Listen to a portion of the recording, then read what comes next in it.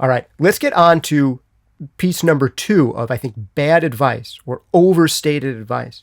And that's that in a good mix, you can hear everything clearly, evenly all the time. Like it's this jigsaw puzzle where you make all the pieces fit perfectly together, and now you can clearly identify the bass is the same time at the drums and the same time as the guitars and all the extra percussion and all these synths and all these vocals, and you can differentiate every last little thing.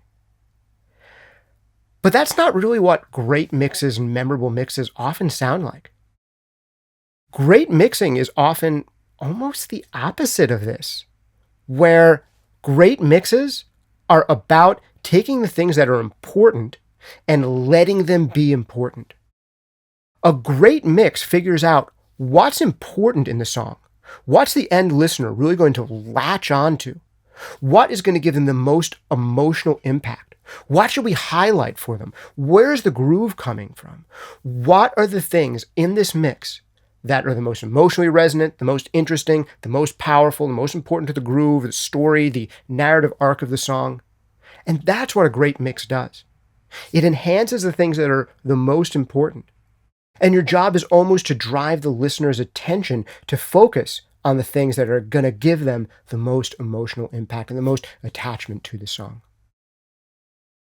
Is hearing things clearly important? Potentially, but it's also important not to get too precious about it.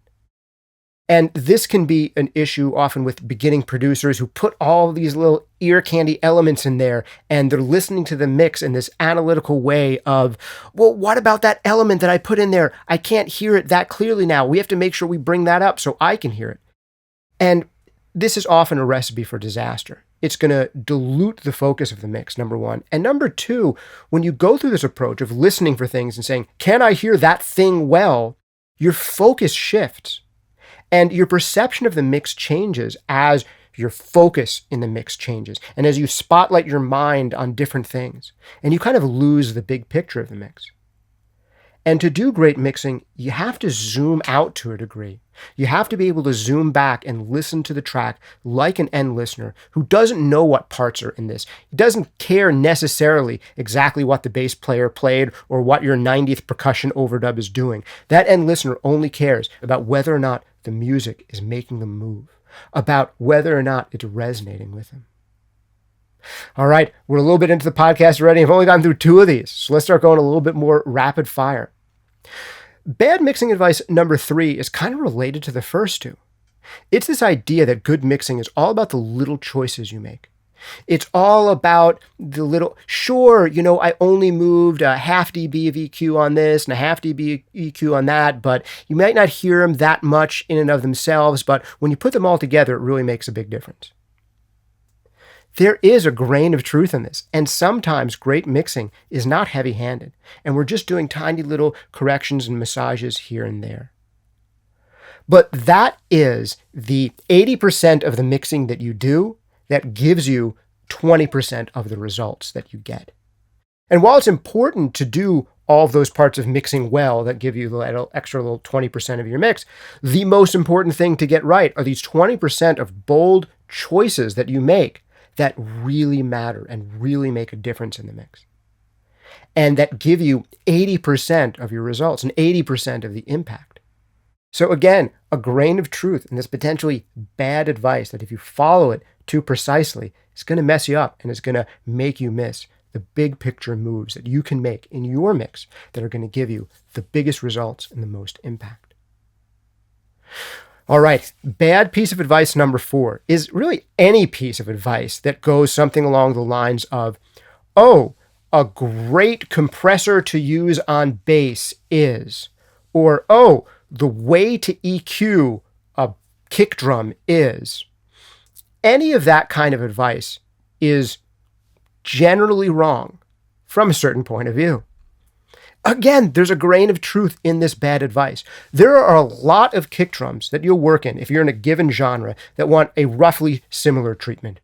If you have a real live analog recorded physical kick drum and you're working in metal production, a lot of those kick drums are going to want a whole bunch of low mid sucked out of them and a whole bunch of upper mids boosted. And there are probably fashions that go in any genre about particularly what part of the upper mids are we boosting? Is it more like 2K this decade, or is it more like 5K this decade? And that stuff does happen. But assuming that you're working across genres and with a variety of different material, or you're not working in such a specific idiomatic genre, the biggest thing usually is not what precise types of EQ settings to use or what specific compressor to use. It's more about first figuring out what, if anything, does this sound need?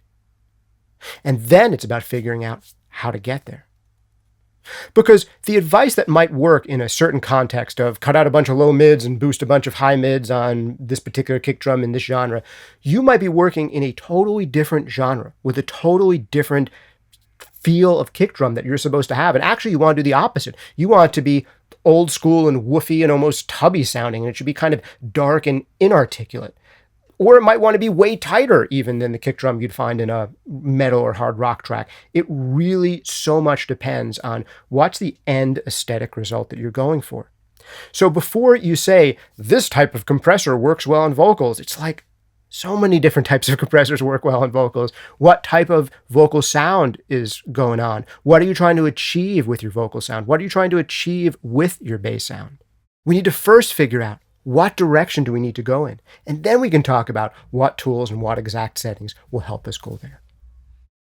Big thanks to Lewitt for sponsoring this month, and let me check out this beautiful Pure Tube microphone. We're going to be giving away one of their mics this month, so go over to SonicScoop.com to find out all about it. Hey, if you liked this short clip, you might love the full-length video that it came from, or you might want to become a member. Just click the join button down below. Or you might love one of my full-length courses like Mixing Breakthroughs, Compression Breakthroughs, or Mastering Demystified. They are guaranteed to change the way you work forever for the better or your money back. Hope to see you on the other side.